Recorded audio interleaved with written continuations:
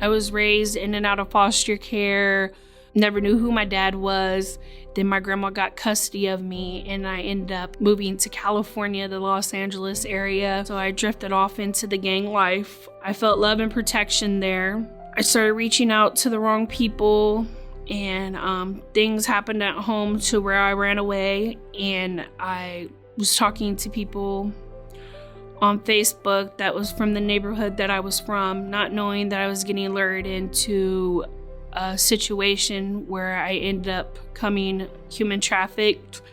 My gang sold me to my first trafficker. So I ended up being trafficked up to 10 years. And right around the time when I started getting into God, I was in and out of jail for getting caught in prostitution cases. There were women that would come in out in the area that I worked in, South Central, would come do outreach ministry. I never knew that they were living for God. I thought they were undercover women. And they ended up praying for me one night, and I was like, wow. And they gave me a little Bible with a little CD with Christian songs on it.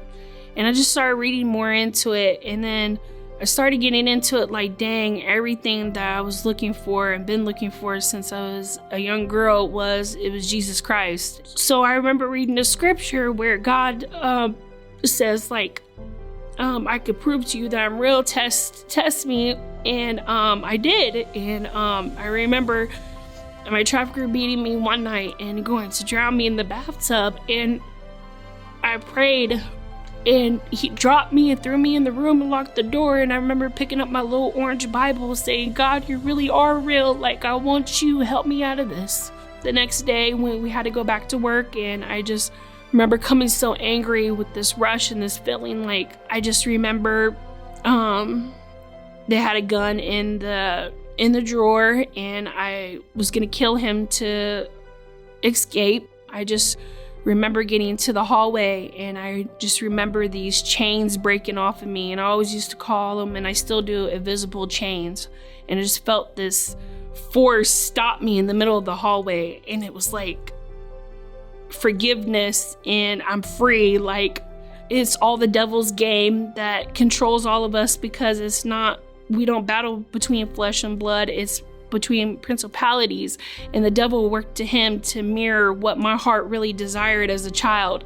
And I forgave him, and I left him. I got help from the women that prayed. I called the 1-800 human trafficking line, and they came and they saved me, and I never seen him ever since. I decided to help a young minor out of there that was sold from back and forth from different traffickers. And the purpose of me making this video is that I want to bring awareness to human trafficking, because it goes on around us every day.